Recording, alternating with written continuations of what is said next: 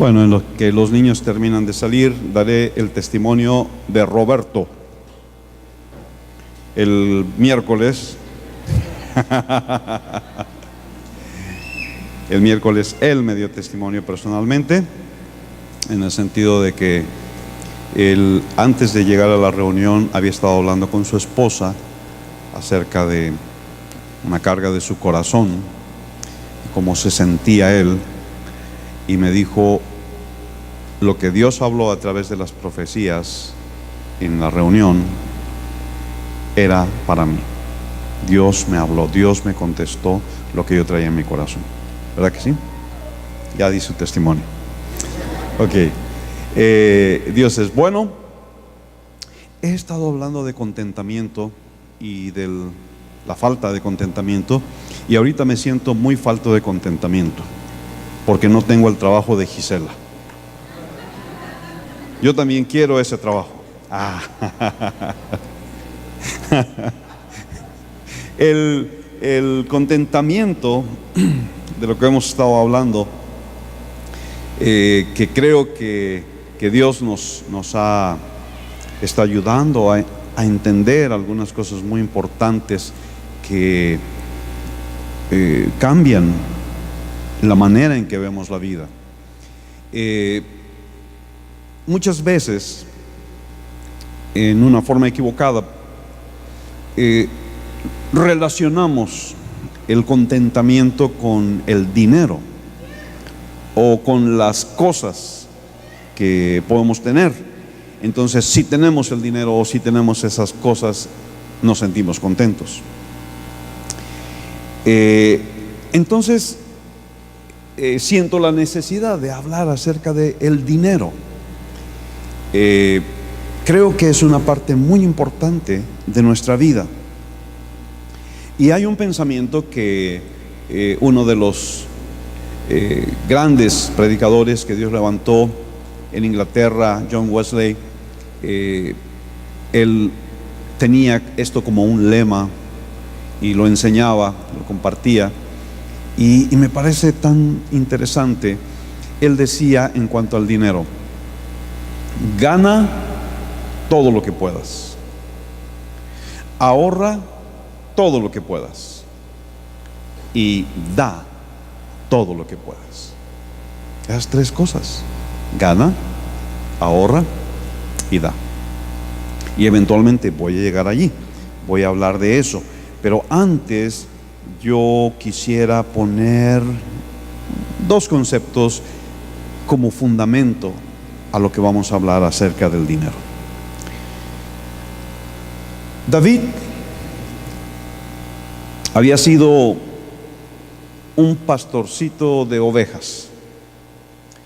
Creció pastoreando ovejas sin mayores lujos ni comodidades.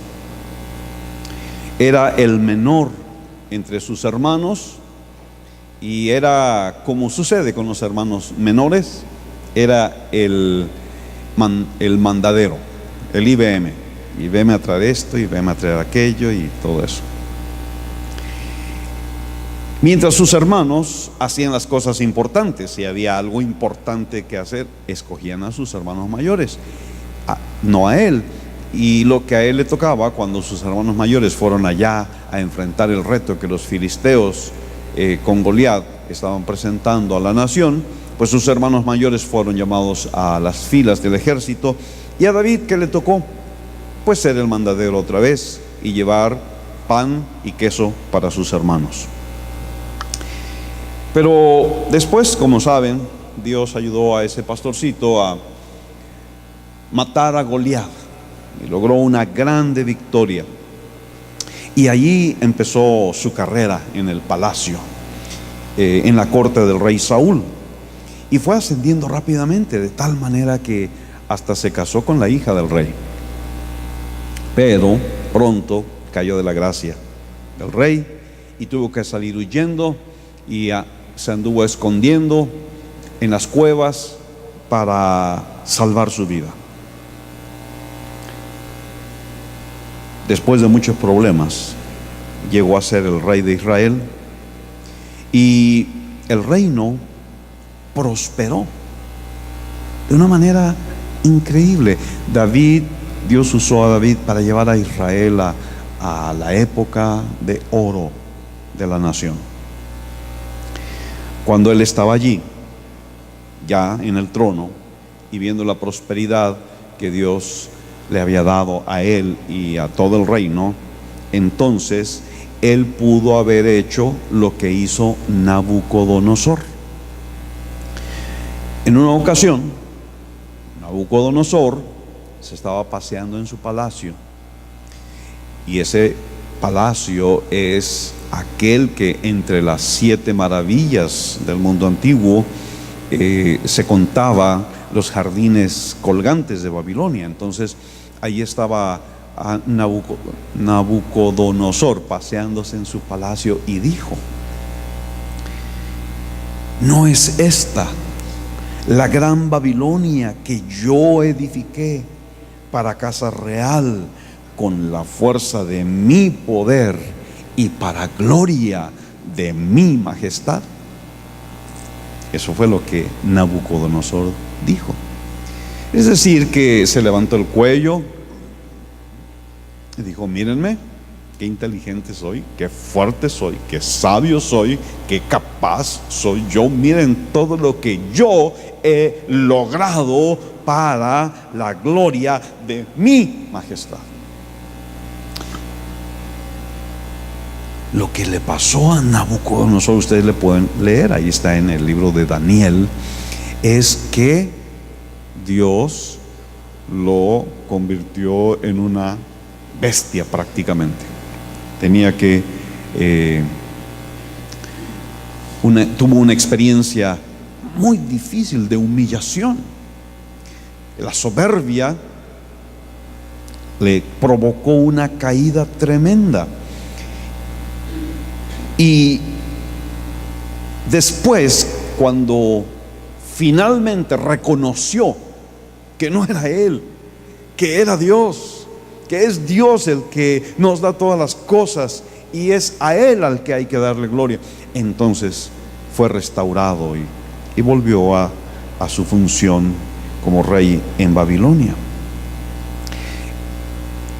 El problema es que nosotros podemos caer en el síndrome de Nabucodonosor, por llamarlo de alguna manera, y podemos pasearnos en nuestro palacio y ver las cosas que Dios nos ha permitido lograr y ver las posesiones que Dios nos ha permitido tener, y entonces levantarnos el cuello y decir: miren lo que yo he logrado con mi capacidad, con mi poder, con mi inteligencia.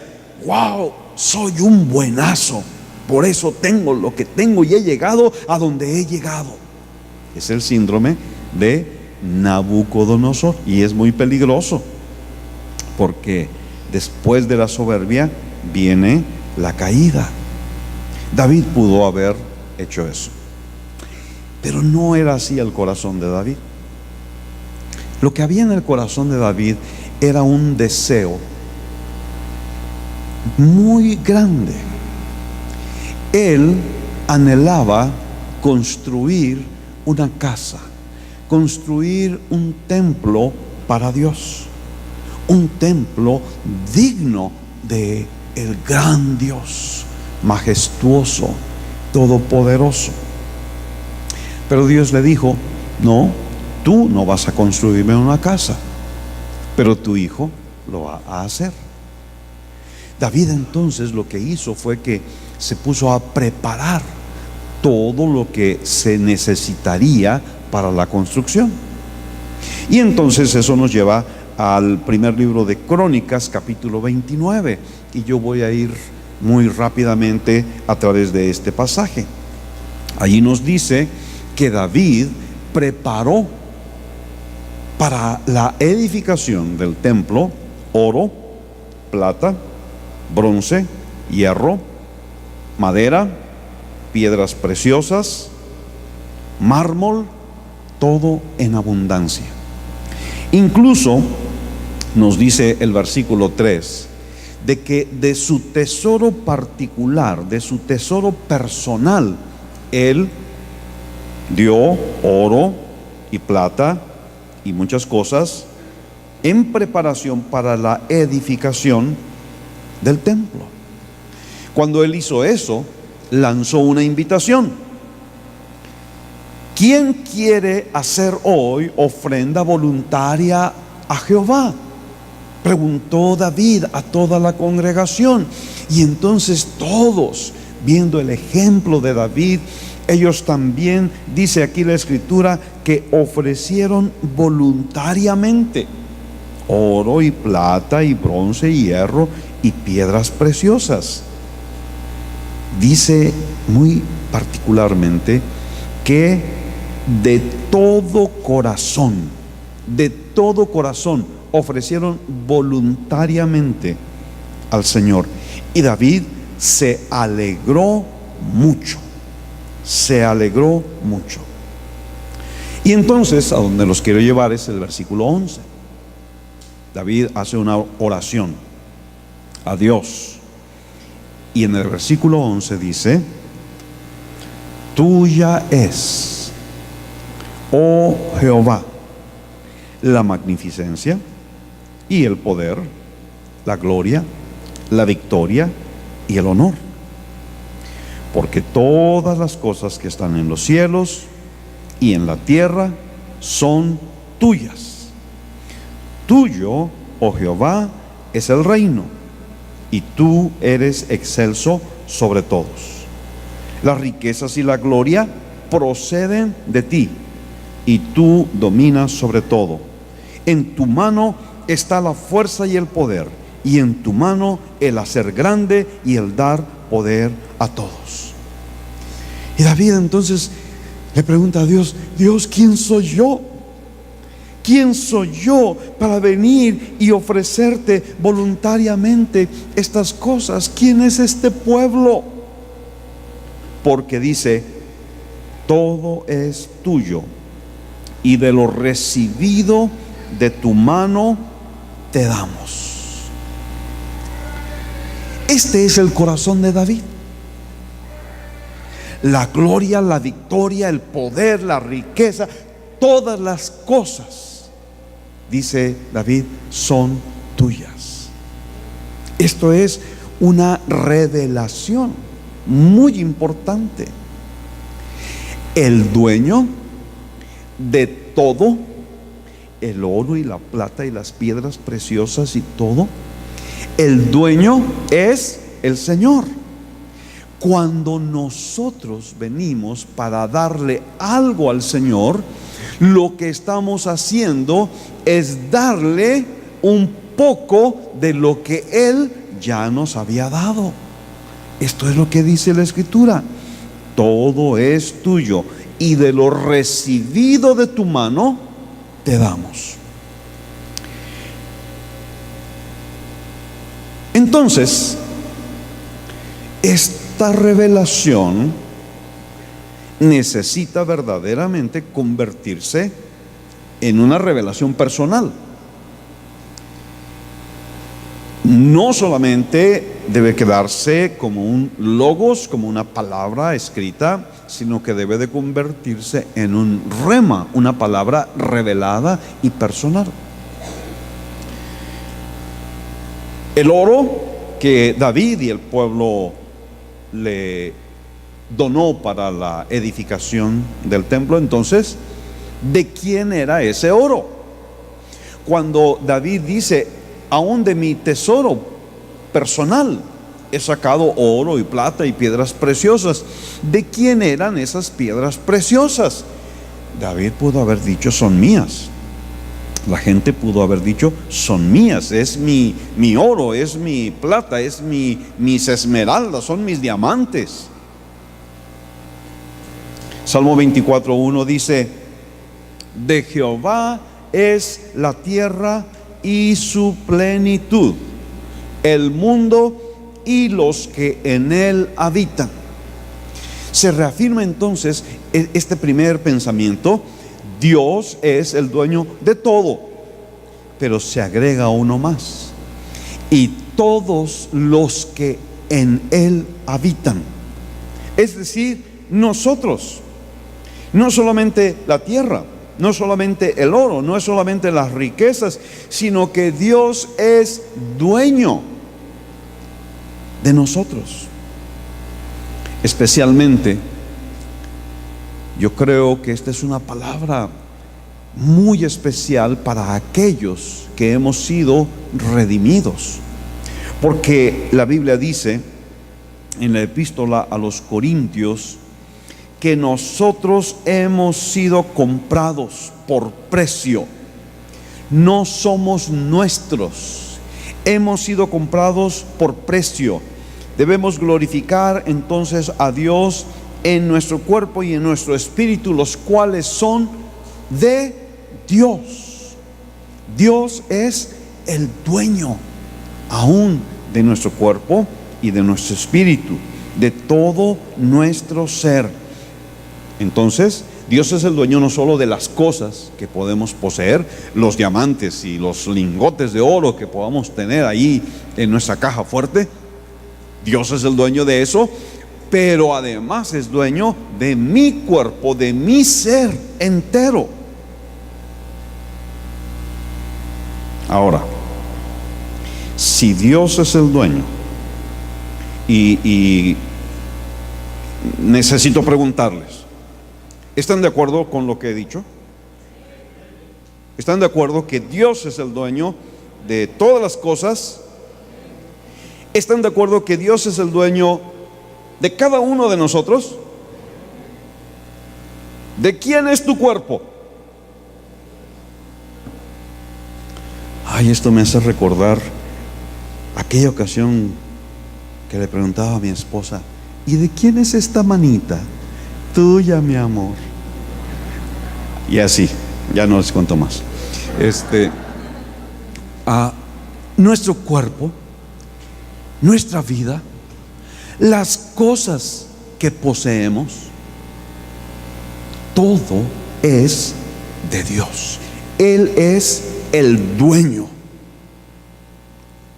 Digan esa palabra: dueño. Dios es mi dueño. Dijéranla, asimílenla. Dios es mi dueño. Yo soy propiedad absoluta y totalmente de Dios. Si esto es así, si Dios es el dueño, y los he querido así agarrar, ¿no? Y los tengo agarrados ahorita porque ya lo confesaron. Si Dios es el dueño, ¿quién tiene el control? Bueno, quizá mi pregunta debió de ser: ¿quién debería de tener el control? ¿Quién debería de tener el control? Porque en la práctica, en nuestra vida, somos nosotros los que estamos intentando tener el control de nuestra vida y de nuestras cosas. Nos gusta tener el control, nos gusta tener ese sentido de propiedad. ¿Cuántas veces hemos dicho: es mi vida, es mi casa, es mi ropa, es mi familia, son mis hijos, son mis gustos, es mi cuarto, es mi propiedad privada? Nadie debe tocar mis cosas, nadie debe meterse en mi vida. ¿Alguien ha dicho algo así alguna vez? No levanten la mano para no quedar en evidencia, pero todos lo hemos hecho. ¿Verdad que sí? Todos lo hemos hecho. Somos como que muy territoriales, tenemos nuestro territorio, es de nuestra propiedad, es nuestro dominio, y le estamos mandando mensajes con alguna frecuencia a los que están alrededor para que entiendan que esto es propiedad particular, que está prohibido el paso.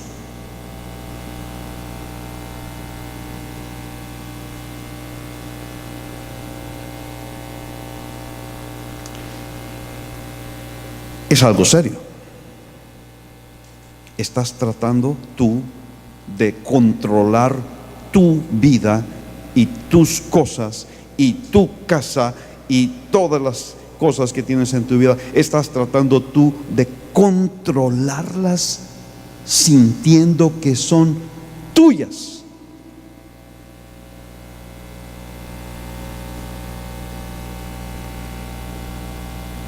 Estás tomando decisiones sobre esas cosas como si fueran tuyas.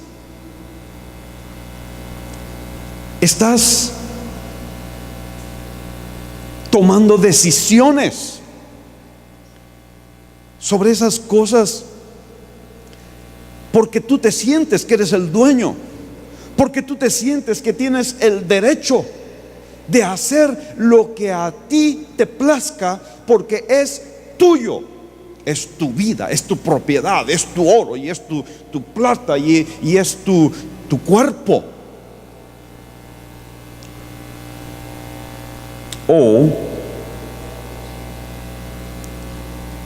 estás dispuesto a recibir esta revelación en tu vida y empezar a decidir acerca de todas esas cosas, reconociendo que no son tuyas, sino que son de Dios.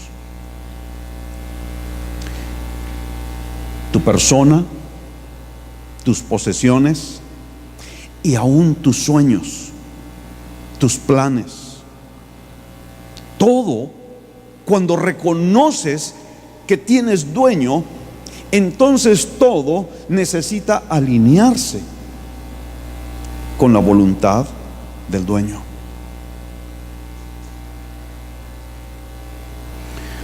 Una palabra que me impacta y siento que no captamos en nuestro idioma el peso de esa palabra, es cuando a Cristo se le llama Señor.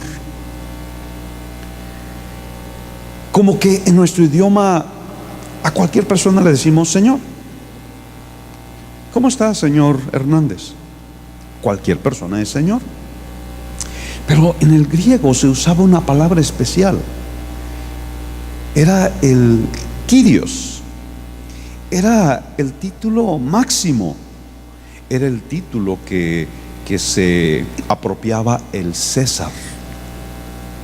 Cualquiera que quisiera expresar su total sumisión al imperio romano tenía que declarar, aceptar que Augusto o quien fuera en el momento, él era el Kyrios, el Señor.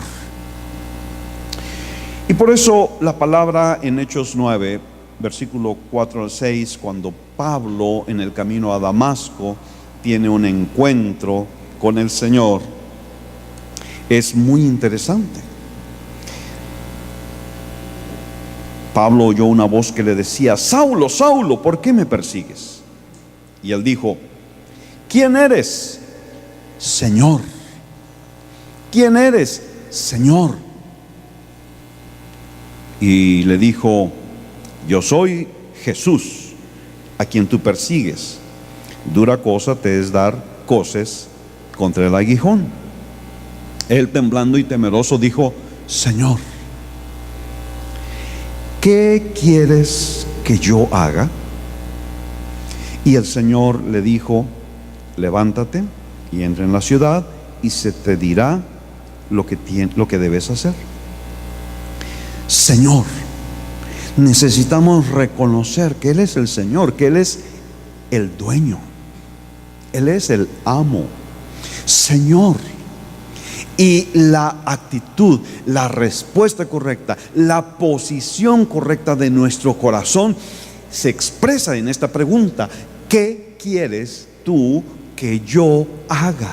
Porque tú eres el Señor, porque tú eres el dueño, porque tú eres el jefe.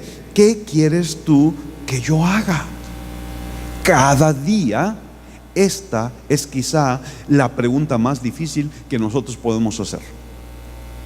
¿Por qué? Porque esta pregunta cambiaría nuestra manera de vivir si la hiciéramos cada día. Esta pregunta, este reconocimiento de Cristo como el Señor y el dueño de nuestra vida, cambiaría la forma en que le contestamos a nuestros padres, o cambiaría la forma en que nos comportamos en la escuela, o cambiaría la forma en que le contestamos al jefe en el trabajo, o cambiaría la forma de cada aspecto de nuestra vida si nosotros preguntáramos: Señor, ¿qué quieres tú que yo haga? Cada día tienes que decidir quién va a estar en control de tu vida. Si tú vas a estar en control, o Dios va a estar en control. Y esa decisión es como una lucha, es como una batalla continua en nuestra vida.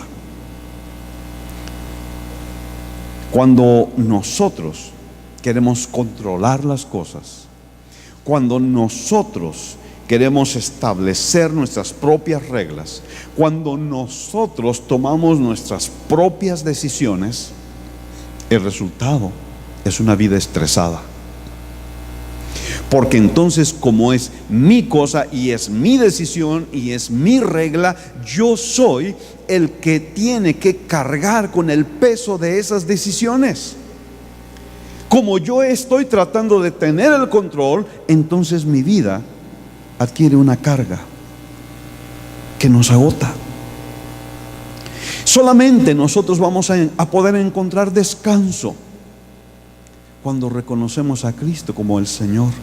Cuando le decimos: Señor, yo soy tuyo, tú puedes hacer de mí lo que tú quieras, tú puedes ponerme en cualquier circunstancia, en cualquier situación, tú puedes darme o tú puedes quitarme, tú eres mi dueño. Voy a estar contento en cualquier situación en donde tú me pongas.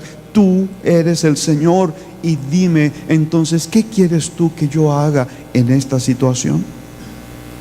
Solo entonces vamos a poder encontrar verdadera paz y verdadero reposo, cuando le damos el control a Dios. La Biblia dice: estad quietos y conoced que yo soy Dios. Deja de estar luchando, deja de estar peleando, deja de estar tratando de tener el control. Está quieto y reconoce que quién es Dios, quién es el Señor, quién es el dueño de tu vida. Esta es una recomendación muy importante, que estoy seguro que muchos de nosotros necesitamos escuchar y atender el día de hoy. ¿Estás listo para recibirla? ¿Estás listo para recibirla? Este es el consejo: deja de luchar con Dios. Deja de luchar con Dios. Imagínate que vas en el auto, la pareja, el esposo y la esposa, y como es típico, ¿no? El esposo tiene un estilo de manejar diferente que la esposa. Entonces, cuando esposo y esposa van en el auto y uno de ellos va manejando, frecuentemente surgen unos buenos pleitos matrimoniales allí, porque tienen diferentes estilos de manejar. Pero imagínate que esto llegara hasta la exageración, y que yo voy manejando, yo tengo el volante, pero mi esposa se pone estresada y entonces agarra el volante y lo mueve para acá y lo mueve para allá, y yo lo trato de controlar, y los dos tratamos de manejar al mismo tiempo. ¿Qué va a pasar allí? Bueno, mínimo nos vamos a dar una mareada de película, porque pues no sabemos a dónde va, y quizá podemos tener un accidente. ¿Por qué? Porque dos no pueden tener el volante. El volante nada más lo debe tener uno. Entonces, lo mejor que puede hacer una pareja cuando van sobre todo si van a un viaje largo, es que si tú vas manejando, dale una pastillita a tu esposo para que se duerma. y se acaba el problema. Ahora, en el auto de tu vida, ¿quién va manejando? ¿Estás peleando el volante con Dios? Dios quiere ir en una dirección y tú dices, no, dale a la izquierda, no, dale a la derecha. Y están forcejeando en el volante tú y Dios. Este es el reto, mi hermano. Suelta el volante. Deja que Dios maneje. Deja de luchar con Dios. Entrégale a Dios el control. ¿Alguien dice amén? Nos cuesta trabajo entregarle a Dios el control en todas las áreas de nuestra vida. Tenemos que reconocer que Él es el dueño de todo, de mi persona, de mis posesiones, aún de mis sueños. Él es el dueño de todo. Y entonces le entrego el control, aún de las cosas que más amo, aún de las cosas que más cerca de mi corazón están. Eso es lo que Dios le pidió a Abraham, y eso es lo que Abraham estuvo dispuesto a hacer. Eso es lo que hizo de Abraham el gran hombre y modelo de fe para todos nosotros. Cuando Dios le pidió a lo que más amaba, Abraham estuvo dispuesto a entregarle. Aquí está mi hijo, mi único, mi amado. Suelto el volante, Señor. Te lo entrego a ti, el control de todo. Haz tu voluntad. Necesitas traer al altar de Dios todo de tu vida, incluyendo lo que más amas, para entregarle el control a Dios. La Biblia dice, Proverbios 3:5, confía en el Señor con todo tu corazón y no te apoyes en tu propio entendimiento. Reconócelo en todos tus caminos y Él enderezará tus veredas. No seas sabio en tus propios ojos. Teme al Señor y apártate del mal. Será medicina para tu cuerpo y refrigerio para tus huesos. Confía en el Señor. Esto es una muy buena prueba en la relación matrimonial, ¿no? Tenemos diferentes estilos de manejo, y quizá nos ponemos un poco nerviosos al principio cuando nos casamos y vemos cómo maneja él o cómo maneja ella, y se nos paran los pelos de punta. Pero necesitamos crecer y llegar a un punto en que confiamos en la otra persona. Confiamos, tan confiamos que le decimos, ¿sabes qué? Me siento tan seguro que tú vas manejando que yo me voy a echar un coyotito, porque tengo paz, tengo confianza. Confía en el Señor con todo tu corazón. Nosotros somos tan diferentes. Nos gusta tener el control. Nos gusta tener esa capacidad para definir, para decidir, para controlar, para elegir el rumbo y el destino. Somos como Amado Nervo, que en su poema acerca de la vida decía: muy cerca de mi ocaso yo te bendigo, vida, porque nunca me diste ni esperanza fallida, ni trabajos injustos, ni pena inmerecida. Pero veo al final de mi rudo camino que yo fui el arquitecto de mi propio destino. Y eso parece algo muy elogiable, encomiable. Yo fui el arquitecto de mi propio destino. Pero ¿qué es lo que eso significa? Significa que Él es el que tomó, asumió la propiedad, y el que tomó el control, y el que tomó las decisiones. Él fue el arquitecto. Él tomó todas las decisiones que tenían que ver con su vida y no le dio lugar a Dios. Cuando intentamos tener el control de nuestra vida con nuestras propias fuerzas, con nuestra inteligencia, entonces, ¿sabes qué? Nos convertimos en nuestro propio Dios.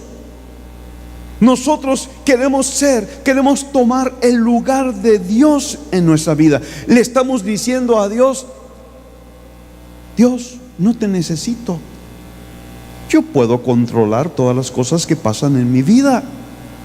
Dios, no te necesito. De hecho, hasta me parece que tú ni estás muy interesado, o quizá no puedes, o quizá no quieres ayudarme en ciertas cosas de mi vida. Este es el reto. Esta es la invitación. Ríndete. Entrégale al Señor el control. Confía en Dios. Reconoce que Él es el Señor en tu vida. Reconoce que Él es el dueño de todo lo que eres, de todo lo que tienes, de todo lo que sueñas. Eso puede hacer un cambio muy importante en tu vida. ¿Cuál es nuestro papel? Entonces, si no somos los dueños, ¿qué somos? La Biblia dice que somos mayordomos.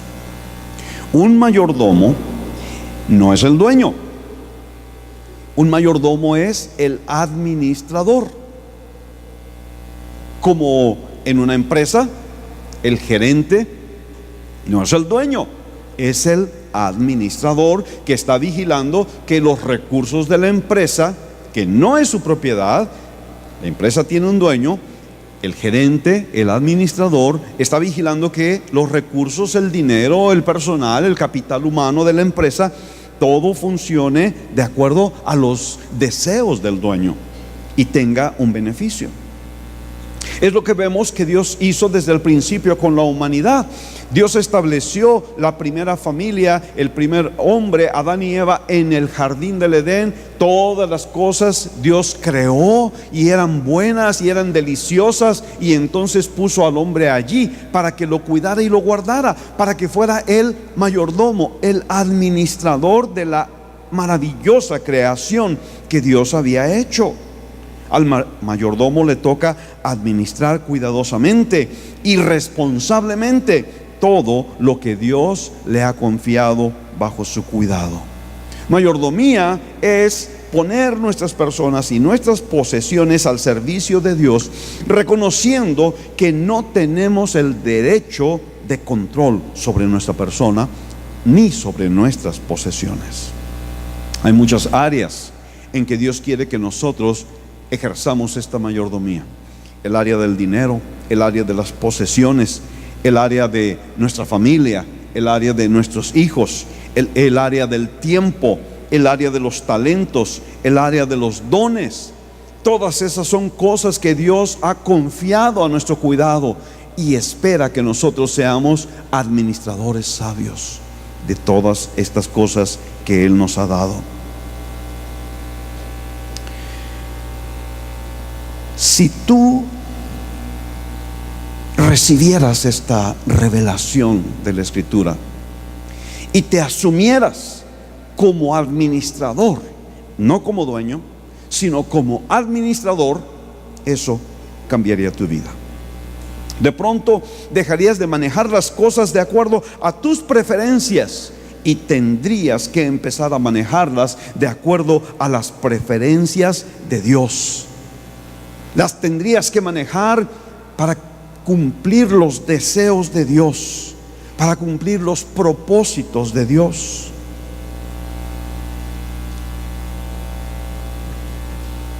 Es una decisión difícil de tomar. En teoría podemos así como que aceptarla, podemos decir, sí, sí, Dios es el dueño de todo, yo no soy el dueño, yo nada más soy un administrador, pero hay que llevarla a la práctica. Y eso es lo difícil. Esa es la decisión importantísima que necesitamos tomar en nuestra vida. Ahora, como mayordomos, en la Biblia podemos encontrar diferentes aspectos que un mayordomo, un buen mayordomo debe de cuidar. Por supuesto, en primer lugar, un mayordomo debe de estar dispuesto a seguir las instrucciones del dueño. Cuando el dueño da instrucciones, entonces el mayordomo no se pone a discutir con el dueño, no se voltea y dice, está bien, Lurias, el dueño, yo voy a hacer lo que yo pienso. El mayordomo debe seguir las instrucciones del dueño. El mayordomo debe, y este es muy importante, debe rendirle cuentas al dueño. Está manejando las propiedades del dueño, entonces debe estar dispuesto a rendirle cuentas al dueño. ¿Qué es lo que has hecho con las propiedades, con las cosas, con los talentos, con los dones, con tu cuerpo, con tu persona? ¿Qué es lo que has hecho con esas propiedades que son de Dios? El mayordomo, y me estoy brincando todos los versículos, el mayordomo debe ser íntegro. Qué terrible para una empresa es cuando nos encontramos con un gerente deshonesto, con un gerente que hace negocios para sí mismo, para su propio beneficio, que es deshonesto. Eso es terrible. Un mayordomo debe de hacer bien las cosas. Debe de buscar hacer las cosas con excelencia. Debe hacer las cosas para que redunden en el mayor beneficio del dueño. Un mayordomo debe de ser fiel.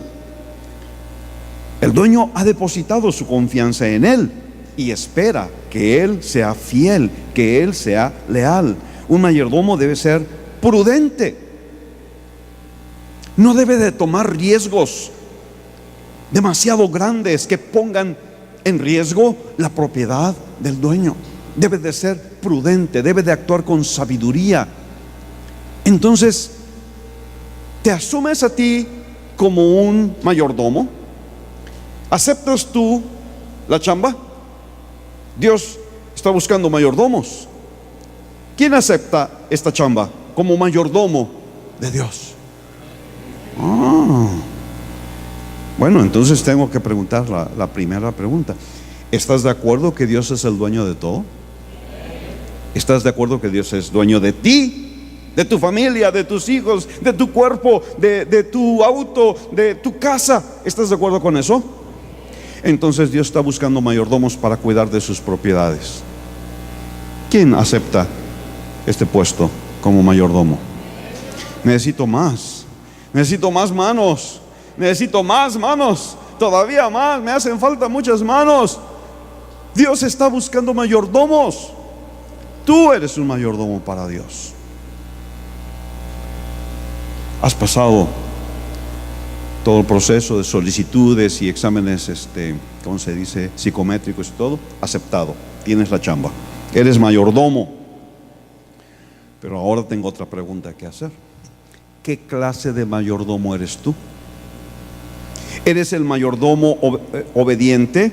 ¿Eres el mayordomo que busca hacer las cosas para agradar al dueño? ¿Eres el mayordomo íntegro, honesto? ¿Eres el mayordomo que se esfuerza al máximo por hacer las cosas bien, con excelencia para su Señor? ¿Eres el mayordomo que está dispuesto a rendir cuentas a Dios? Hay una parábola, con eso terminaré, en el capítulo 25 de Mateo. Es la parábola de los talentos, por todos conocida, entonces no necesitamos leerla. Pero está en Mateo 25, versículos 14 al 30.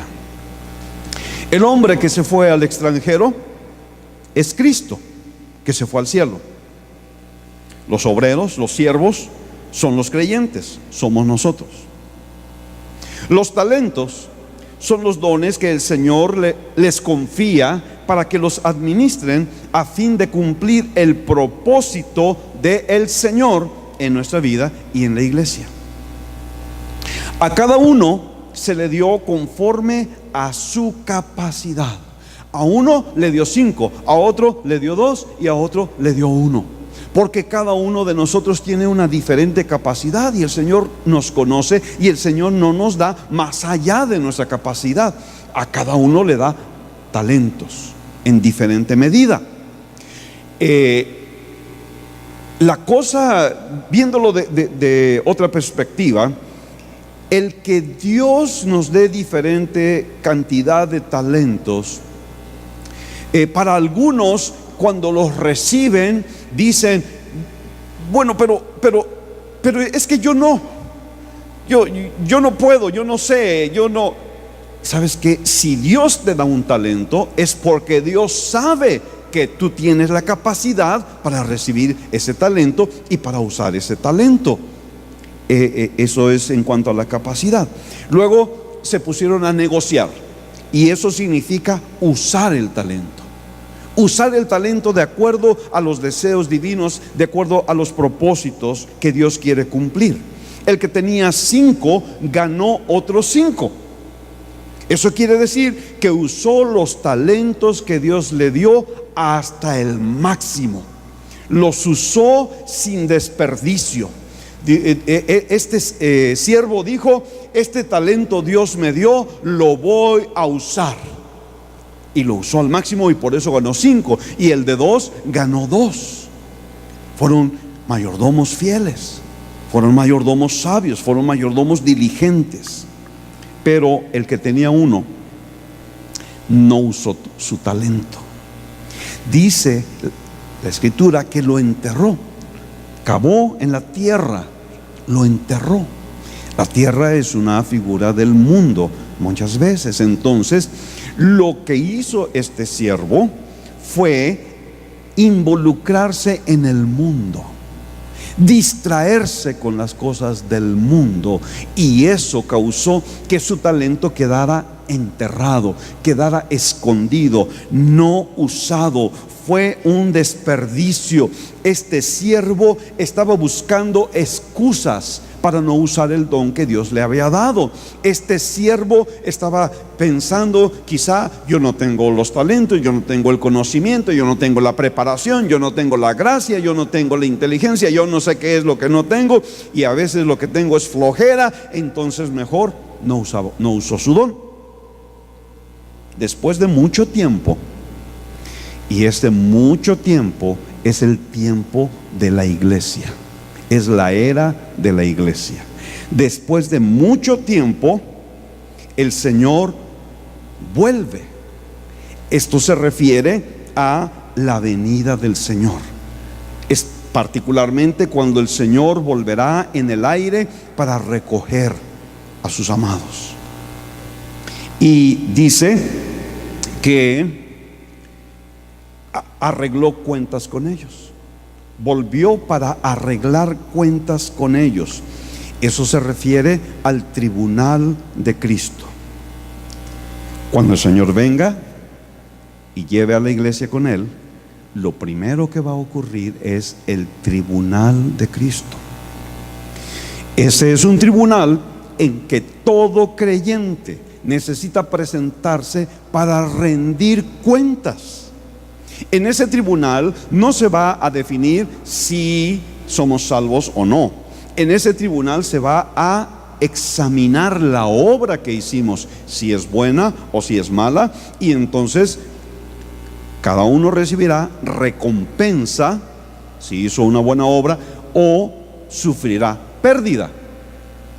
Entonces, cuando estos siervos en la venida del Señor se presentan ante el tribunal de Cristo, el que ganó 5, recibió 5 y ganó 5 porque usó su don, ese recibe recompensa.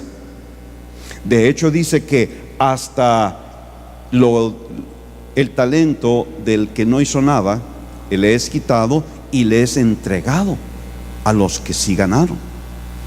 Este recibe recompensa. Pero el que tenía un talento y que no hizo nada, entonces él sufre pérdida. La recompensa que en la parábola se menciona es las palabras de Cristo que dicen: buen siervo y fiel. Y entonces el Señor le dice: entra al gozo de tu Señor.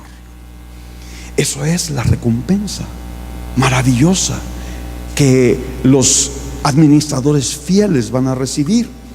Esa es la recompensa que los mayordomos fieles van a recibir. Los que usaron el don que Dios les dio entrarán en el gozo del Señor. ¿Qué va a pasar con aquel que no usó su don? Bueno, es salvo. Por eso, cuando el Señor viene, se lo lleva para que le rinda cuentas. Está en el tribunal de Cristo, y solamente estarán en el tribunal de Cristo aquellos que son hijos de Dios, que son salvos, y que van a estar allí precisamente para rendir cuentas. Sin embargo, como no fue un buen administrador, fue un administrador negligente, entonces él sufre pérdida, como nos dice Pablo en la epístola a los Corintios.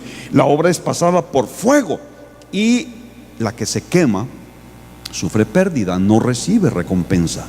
Y a eso se refiere la palabra al final, en donde dice que ese siervo será echado a las tinieblas de afuera. No se refiere a un juicio de condenación eterna, se refiere a un juicio de pérdida por no haber sido un mayordomo fiel. Entonces regreso a mi pregunta: ¿qué clase de mayordomo eres tú? ¿Qué estás haciendo con los dones y talentos que Dios te ha dado? ¿Qué estás haciendo con tu vida? ¿Con tus hijos? ¿Qué estás haciendo con tus posesiones?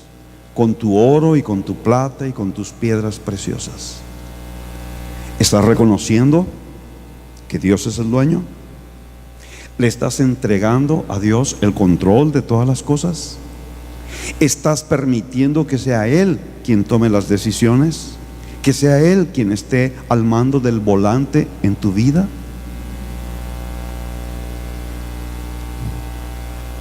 Esto es una decisión muy importante, y yo quiero invitarte a que te pongas de pie. Por un momento queremos venir delante del Señor. El Señor, como vemos en la parábola de los talentos, es exigente. Quizás no nos gusta pensar así del Señor, pero el Señor es exigente. El de un talento le dice: Señor, es que yo sabía que tú eres duro. ¿Sí? El Señor es exigente.